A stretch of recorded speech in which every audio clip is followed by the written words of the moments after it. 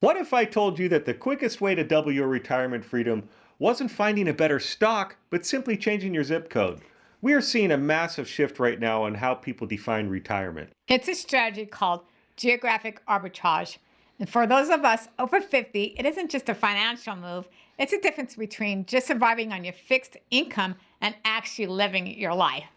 We've seen so much interest from our previous video where we focused heavily on the dollars and cents of this concept. But the math is only half the battle. You might know the numbers work, but you're still wondering how to actually survive the move. Today is about exactly that. We're skipping the talk on equity and interest rates and focusing on the rest of the journey. We're going to cover the emotional heavy lifting, the logistics, and the adventure of it all. Because you don't just want a lower cost of living, you want a life you can love, and the math alone doesn't guarantee that. So let's walk through the 7 amazing adventure steps to help you drop that weight and start a true new beginning. The first step doesn't cost a dime, but it's the most important. Before you look at Zillow, you have to look at your life. Most people run away from pain, high taxes, bad traffic, or terrible weather, rather than running toward a vision. Right. They went away from the troubles and pain instead of running toward a vision. But if you went away from a problem, you usually just pack it in a cardboard box and you take it with you. Geographic arbitrage works best when you are moving toward a specific way of life. Ask yourself what you actually want your everyday life to feel like.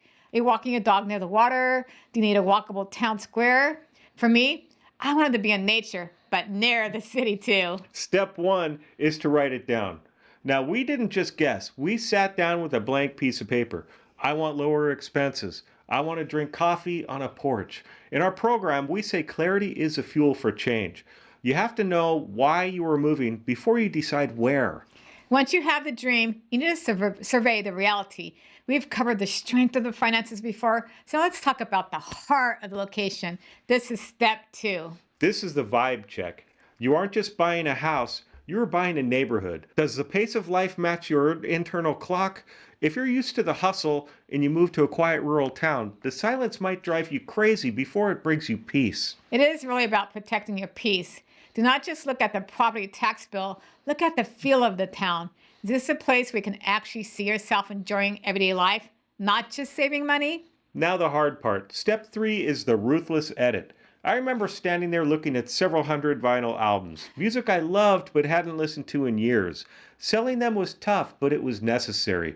Because when we talk about moving from boxes to new beginnings, the weight of the boxes matters.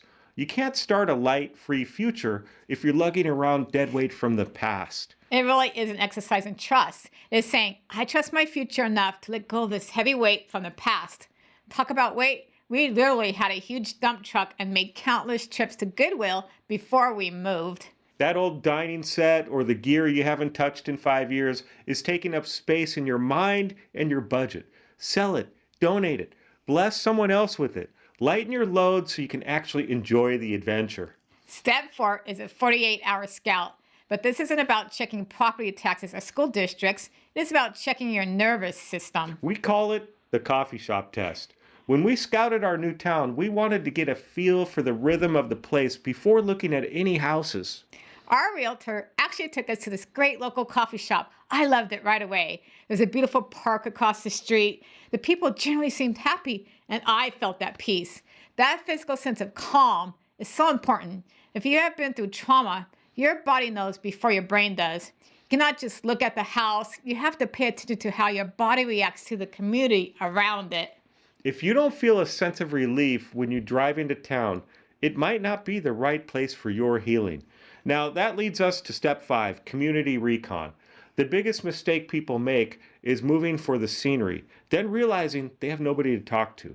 You can move to a beautiful place, but if you're lonely, the view gets old pretty fast. So before you pack a single box, look for where you're going to connect. We all need a space outside of home and work to just be around others. For Terry, it was checking for a local bicycle group. And for Donna, it was exploring a new church. We started by actually watching online services and checking bicycle group rides just to see if there were active communities that we could join. You don't need to have your new circle of friends figured out before you pack. You're just making sure the opportunities are there. But when you take the time to find those local groups, and the events online beforehand, it makes stepping into your new life so much easier and a lot more fun. Step 6 is the logistics launch. This is where the rubber meets the road with the movers, the change of address, transferring medical records, and all those utility switchovers. It is so easy to get overwhelmed by those 1,000 moving parts. The key is to break it down. Do not look at the entire mountain, just look at the very next step. Exactly.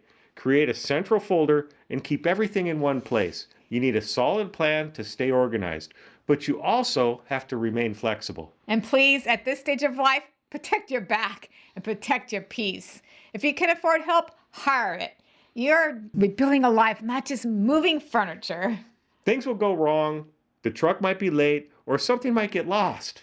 That is when you just have to remember to give yourself and everyone helping you a whole lot of grace. It's all just part of your new adventure story. Now you've arrived. The boxes are in the living room. Most people think the work is done, but this is where the real rebuild begins. We recommend the 3-day rule. For the first 3 days, just focus on the essentials. Get your bed set up, get the coffee maker working, and find your nearest grocery store.